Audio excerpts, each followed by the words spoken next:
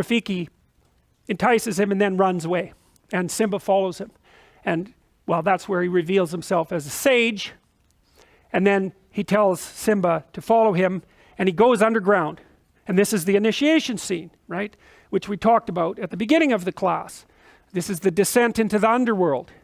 And it's a prerequisite to radical personality transformation. So anyways, he goes through this horrifying underground tunnel system where everything's all tangled up, which is, you'll know if you ever fall into chaos, that everything down there in chaos is tangled up. It's a tangled mess.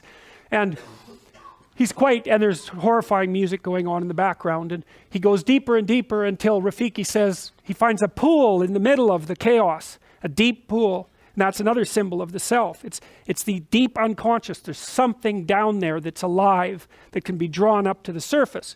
And so Rafiki shows him the pool, and Simba, who's quite terrified at this point, looks in it, and the first thing he sees is he only sees himself. He only sees his own reflection, and Rafiki says, look deeper. Now you see what the animators do here. It's very cool. So there's Simba, and there's his reflection, but you see that is already half his father, and you look at the difference in the eyebrows and the look. So there's a tightness of jaw and a firmness of face that's starting to manifest itself there, and that means that he's starting to see the man he could be beyond the adolescent. That's a good way of thinking about it. And then all of a sudden, well, there, you know, that's a whole different face, right? That's a seriously different face. That, everything's going in, and that, it's like, get out of my way, because things are going to happen around me. Very judgmental as well. So it's not naive by any stretch of the imagination. But, you know, we know his father's a good guy, and so there's something archetypal about this. And so he sees the man he could be reflected back to him, and then that actually becomes a cosmic event, and we switch up to the sky instead. And so Mufasa manifests himself basically as a solar deity, and he tells Simba that he's forgotten who he is, which is the son of a king, and that he should remember that and start acting like it. And that's an archetypal idea. So if you're just a useless adolescent, then you've forgotten who you are. And the consequence of that is that the state is going to fall apart around you, and you're not going to do anything to fix it, and you're not going to be good for anything, and no one's going to be able to rely on you, and you're going to be all whiny and resentful. And then after that, it even gets worse. And so that's basically what Mufasa tells him. And so Simba is like blown away by this vision, right? Because he sees what he could be and also what he's not, which is pretty damn horrifying. So anyways, the storm, so to speak, clears, and Rafiki comes up, and Simba's a lot more thoughtful and not quite as whiny and resentful anymore, and Rafiki leaves. And so Simba now knows what he's supposed to do. He's supposed to stop being useless and take on the moral requirements of setting the kingdom straight. And so he runs back across the desert. There's all sorts of impressive music happening, and then he comes back to his kingdom, and it's not looking so good. And that's the consequence of his abandonment of it. That's a big part of it. So now it's dead, but also his abandonment of it to nothing but malevolence and chaos.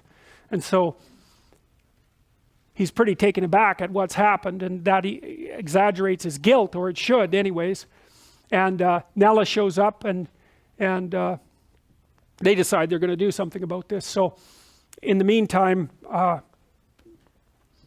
Simba's mother is complaining about the fact that there's no food in the kingdom anymore, and that they've gone as far as they can, and Scar doesn't want to hear this, so he attacks her, and Simba decides to go to war. And so this is where he wakes up, and he's willing to encounter the shadow at this point. And so he confronts Scar, and Scar's very concerned about this, because actually Simba's looking pretty impressive now, and he thought he was dead besides. And so he tries to use treachery and whininess and subordination to excuse himself, but he's planning to overthrow Simba nonetheless, to resist him. So he tells Scar to leave. He's going to banish him to the nether regions outside of the kingdom, like Scar did to him. And Scar basically refuses. And then a storm gathers, right? And lights the dead wood around the rock on fire. So we have another kind of descent into hell scene here. Very common in Disney movies, this notion of the hero fighting the evil force on the edge of something that's burning. It's quite a common motif. You see it in Sleeping Beauty, for example. So they have a big war, and Scar ends up putting Simba in the same position that Mufasa was in, and then he whispers to him that he killed his father. So Simba's been thinking all along that it was only his fault, and it is sort of his fault, but he didn't know that there was a more archetypal theme playing out in the background, which is that societies are always endangered by malevolence, always, and that's independent to some degree of Simba's decisions and his lack thereof. Anyway, Scar tells him because he thinks he's won, and that energizes Simba to have this sort of final battle. He leaps out from the pit, and they have a big fight, and he pins him, basically. And the female lionesses come to his aid, and Simba tells him that, again, that he has to leave. And so they have a big fight. That's a particularly good bit of animation. So there's a real demonic aspect to Scar there, sort of king of hell imagery. But he loses. And then, he blames his minions. He blames the hyenas for everything terrible that's happening, forgetting that they can hear him. And then he falls off the cliff, and the hyenas go in and finish him off. So it's a pretty brutal ending for poor old Scar, eaten by his own minions. And then Scar's dead, and Simba has won, and so the rains come immediately. And so what does that mean? Well, it means that when proper order is restored in a kingdom, then everything starts to flourish again. And so the rains come, and then while it's raining, Simba climbs up to the top of the rock, and now he's completely mature, right? The pathetic facial expression disappears entirely, and he straightens himself up because now he's full of serotonin after having defeated good old Scar, and all the lionesses are roaring, and he climbs up Pride Rock, and they roar at him, which is good. They're tough, and he's tough, and they're showing their teeth. It's not a society of naive and harmless creatures. It's something that's got some bite.